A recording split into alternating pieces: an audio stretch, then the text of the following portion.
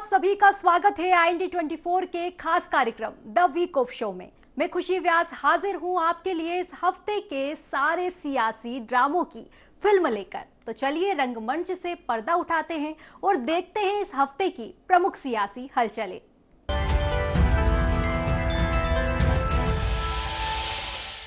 मध्य प्रदेश में 2023 के विधानसभा चुनाव को लेकर राजनीतिक सरगर्मियां तेज हो गई है। दोनों ही बड़े दल एक दूसरे को घेरने में कोई कोर कसर नहीं छोड़ रहे। इसी कड़ी में चुनावी बयार में इन दिनों सवालों के तूफान भी उमड़ रहे हैं।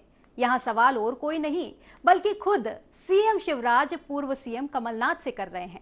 हफ्ते की शुरुआत ही सवालों से हुई जब सीएम ने बेहद ही आक्रामक अंदाज में कांग्रेस के 2018 के विधानसभा चुनाव के वचन पत्र को हवा में लहराते हुए झूठ का पुलिंदा बताया।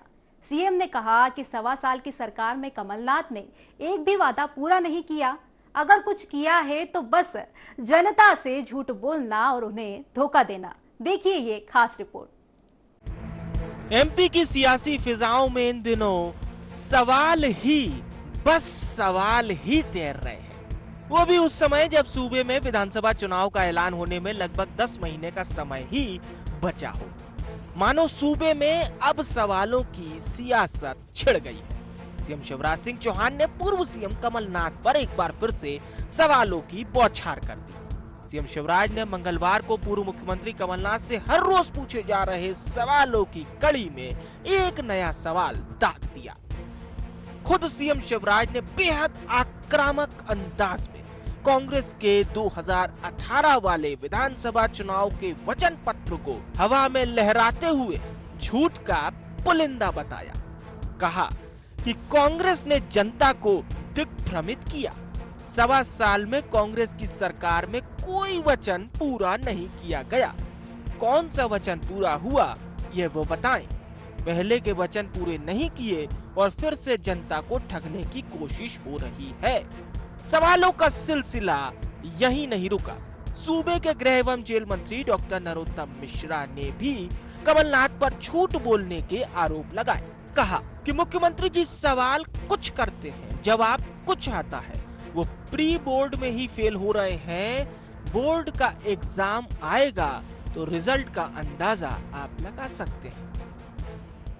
कमलनाथ जी बार बार मैं झूठ बोल रहा हूँ, पता नहीं क्या क्या कहते रहते हैं, लेकिन झूठ का पुलंदा ये है कमलनाथ जी, आपका पूरा पुलंदा। ये पुलंदा है वचन पत्रों का।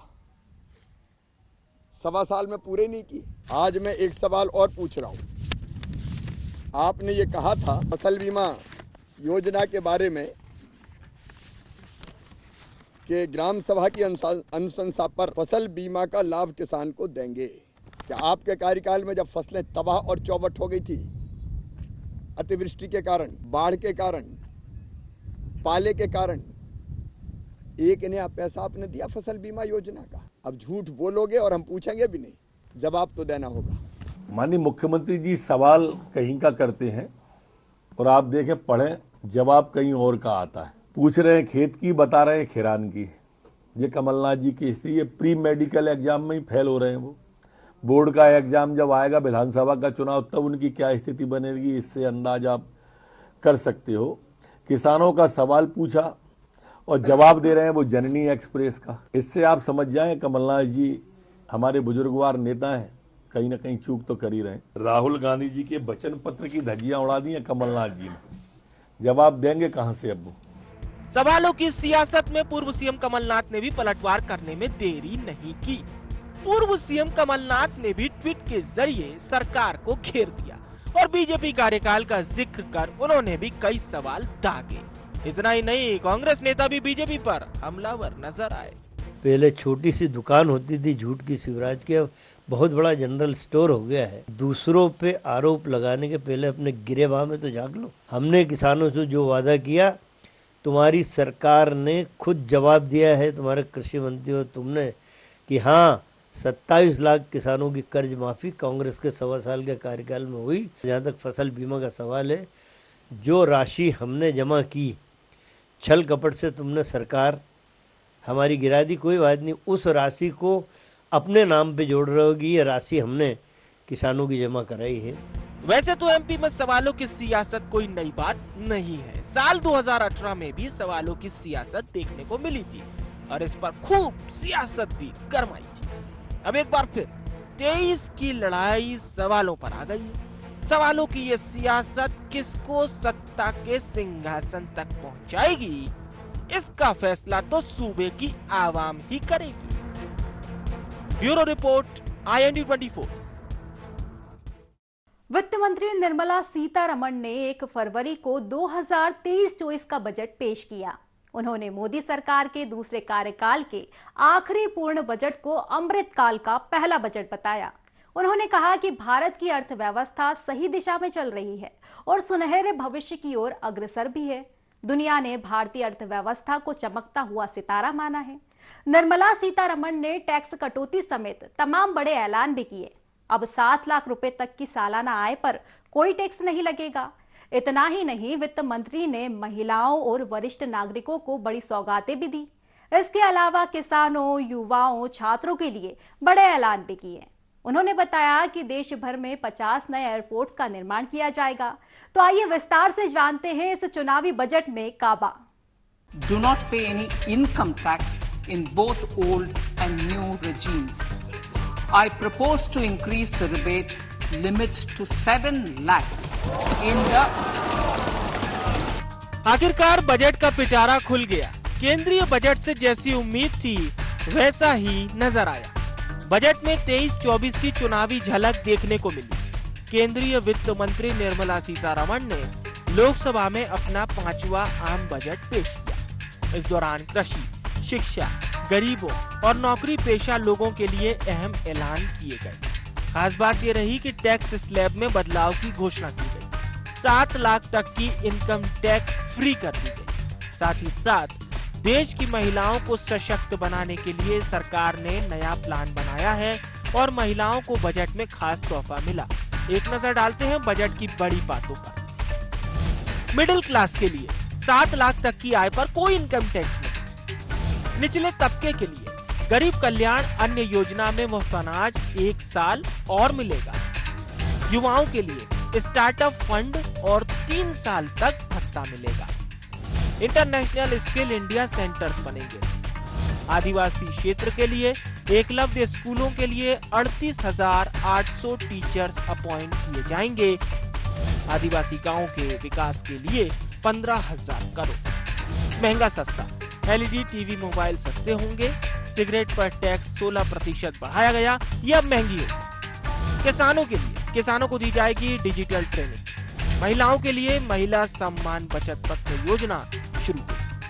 रेलवे 2.40 लाख करोड़ रुपए का बजट दिया गया। 5G सर्विस ऐप डेवलप करने के लिए इंजीनियरिंग संस्थानों में 100 लैब बनाई जाएगी। स्वास्थ्य 2047 तक एनीमिया उन्मूलन का लक्ष्य। ICMR लैब की संख्या देश भर में बढ़ाई जाएगी। 2014 से 157 मेडिकल कॉलेज बनाए गए। 157 नर्सिंग कॉलेज भी बनाए जाएंगे। वहीं प्रधानमंत्री नरेंद्र मोदी ने इसे उम्मीदों का बजट बताया। उन्होंने कहा कि ये गरीब, किसान और मध्यम वर्ग सभी की उम्मीदों को पूरा करने वाला है। निर्मला जी और उनकी टीम को इस ऐतिहासिक बजट के लिए बधाई देता हूं। अब नया बजट आपके सामने है। नए संकल्पों को लेकर के चल पड़े। 2047 में समृद्ध भारत, समर्थ भारत, हर प्रकार से संपन्न भारत हम बना के रहेंगे।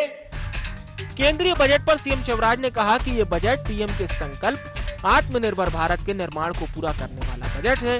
एक वैभवशाली, गौरवशाली, संपन्न, समृद्ध, शक्तिशाली भारत के निर्माण का बजट है। ये बजट सर्वस्पर्शी और सर्वव्यापी है। ये बजट प्रधानमंत्री जी के संकल्प आत्मनिर्भर भारत के निर्माण को पूरा करने वाला बजट है। एक वैभवशाली भारत, एक गौरवशाली भारत, एक संपन्न भारत, एक समृद्ध भारत और एक शक्तिशाली भारत के निर्माण का बजट है। ये बजट सर्वस्पर्शी और सर्वव्यापी है। समाज के हर वर्ग का कल्याण इस बजट में निहित है। देश के हर राज्य का कल्याण इस बजट में निहित है। वहीं गृह एवं जेल मंत्री डॉक्टर नरोत्तम मिश्रा ने बजट को ऐतिहासिक बताया। ये सर्वसमावेशी बजट है, सर्वहारा वर्ग के लिए, गांव गरीब किसान के लिए, झुग्गी झोंपड़ी के इंसान के लिए, माता बहनों के सम्मान के लिए लाया गया बजट है। इसमें इनकम टैक्स में सीधी राहत देने के लिए वरिष्ठ नागरिकों की भी चिंता की गई है, मध्यम वर्ग की भी चिंता की गई है, नौकरी पेशा लोगों की चिंता की गई है। भारत आज 5वीं ताकत है विश्व की और अर्थव्यवस्था में तेजी से बढ़ने वाला देश एक विश्व के अंदर उभर के माननीय मोदी जी के नेतृत्व में आया है। ये निश्चित रूप से नई समृद्धि के रास्ते पर ले जाएगा। हालांकि विपक्ष ने इसे चुनावी बजट बताया है। मध्य प्रदेश के पूर्व मुख्यमंत्री कमलनाथ ने कहा कि ये बजट पुराने वादों पर, जुमलों पर पर्दा डालने का प्रयास। नेता प्रतिपक्ष डॉक्टर गोविंद सिंह ने कहा कि गरीब तबके पर भारत सरकार ने ध्यान नहीं दिया। भारत सरकार का जो आज बजट पेश हुआ है उसमें गरीब तबके के लिए सरकार ने कोई विशेष ध्यान नहीं दिया है। केवल मध्यम वर्ग के लिए, वो भी टैक्स में स्लैब बदले हैं, उसके नाम पर लोगों को गुमराह करने का, मिडिल क्लास को भी गुमराह करने का काम किया है। किसानों को कोई अच्छी राहत नहीं दी गई है। इसके साथ ही साथ सरकार पूरी तरह से निजीकरण की ओर जा रही है। इस बार बजट में महिलाओं, किसानों, मिडिल क्लास और युवाओं पर खासा फोकस किया गया। खास बात रही ये बजट आगामी राज्यों के चुनाव को देखते हुए लोक लुभावन वादों की झलक वाला बजट भी है। बहरहाल अब देखना होगा कि ये बजट आम आदमी के साथ सियासत को कितना बूस्ट करता है। Bureau report, IND 24।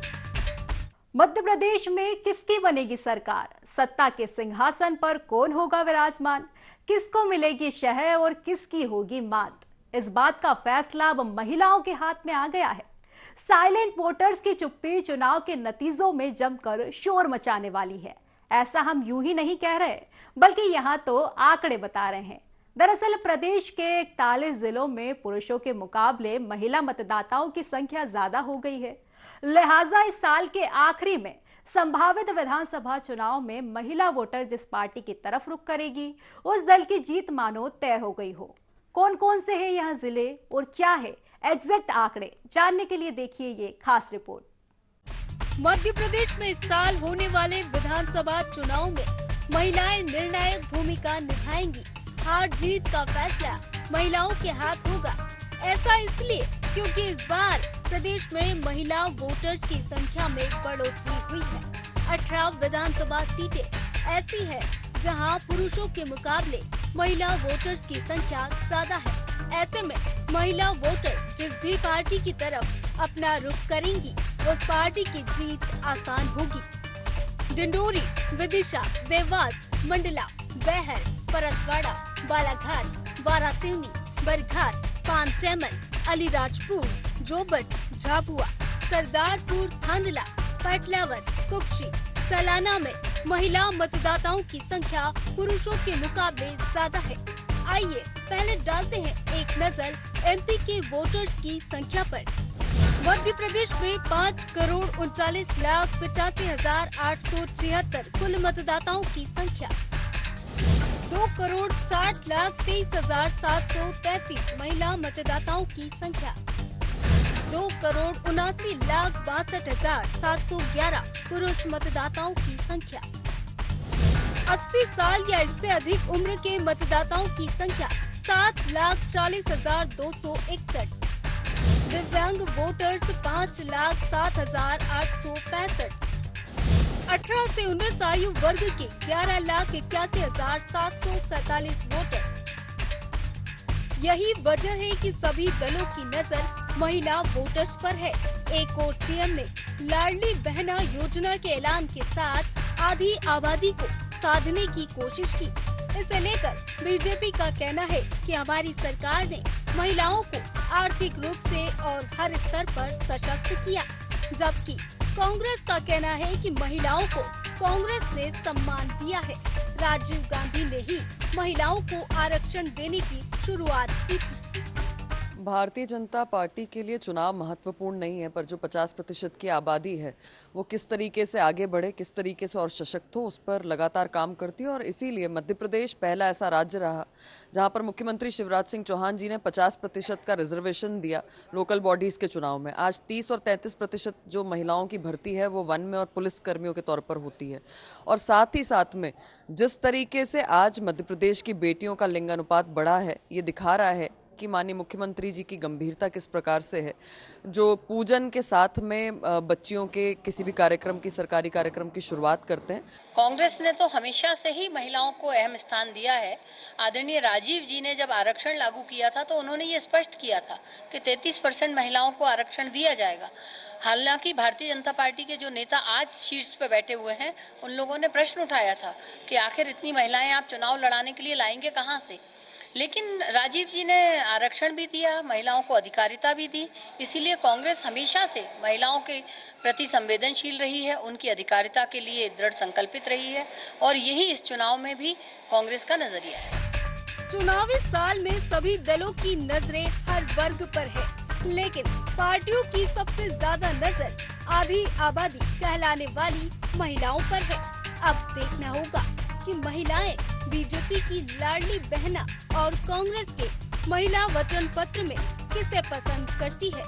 IND 24 के लिए भोपाल से कैमरामैन वेद प्रकाश के साथ आमिर खान की रिपोर्ट।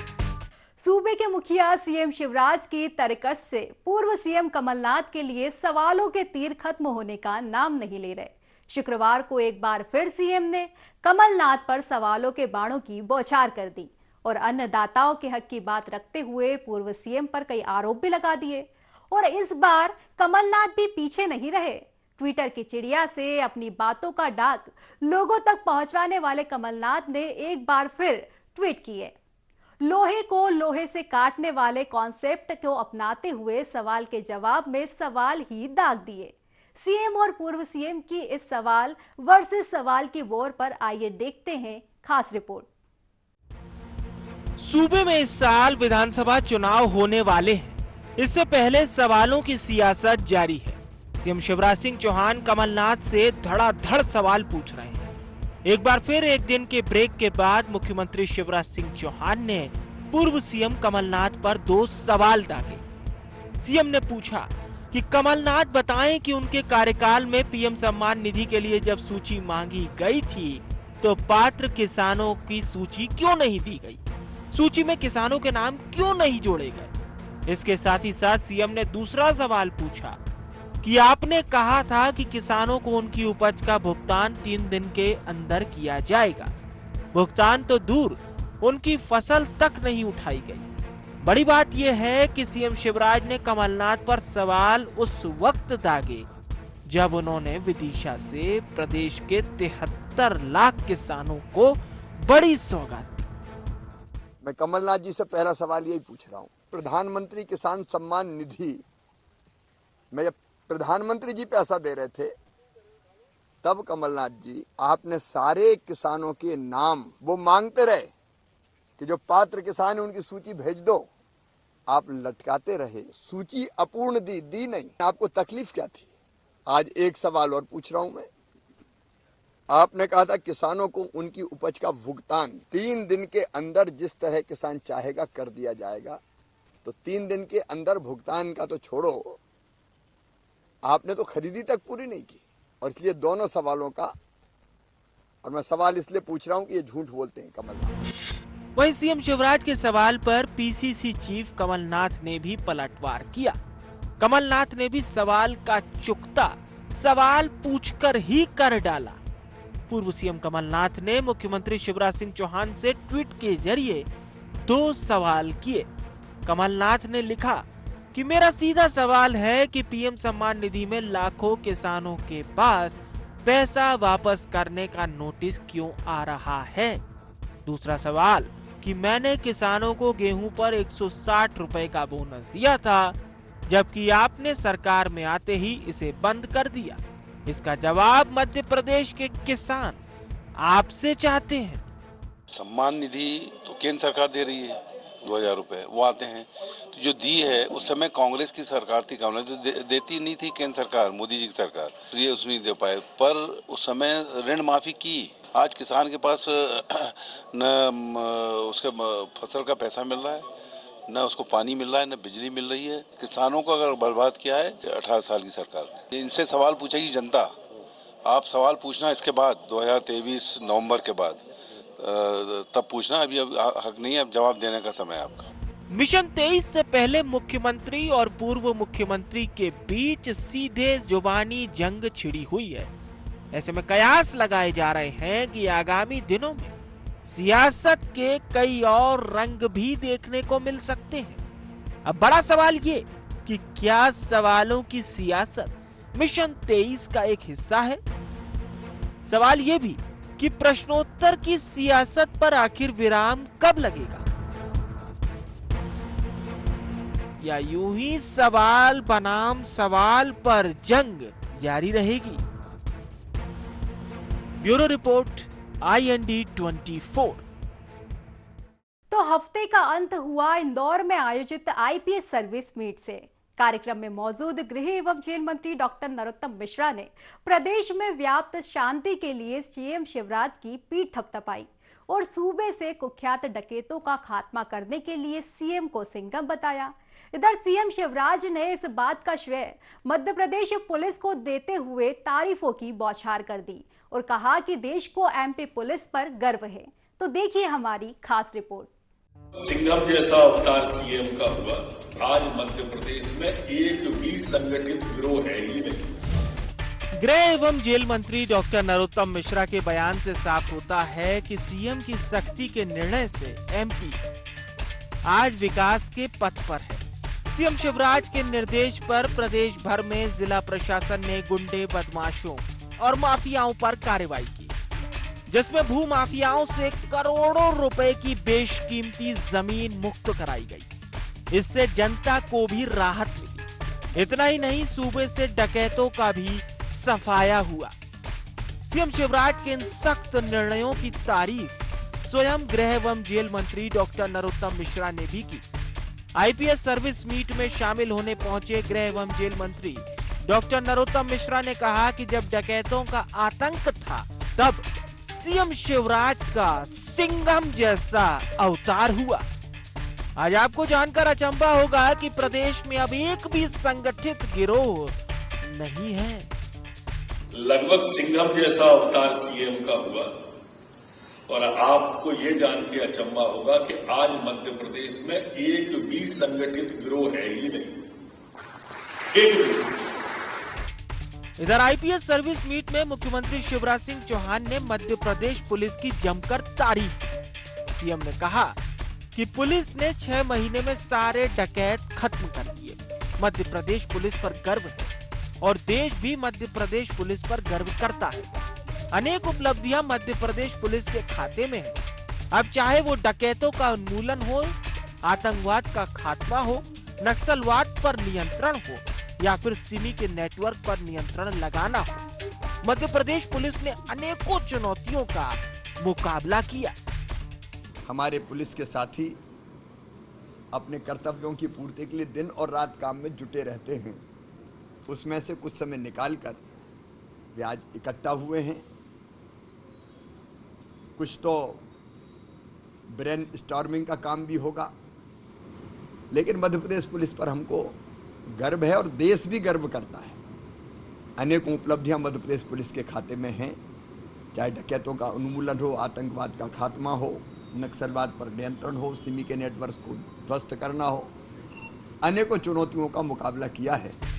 वहीं सरकार की कवायदों पर विपक्ष ने कई सवाल खड़े किए।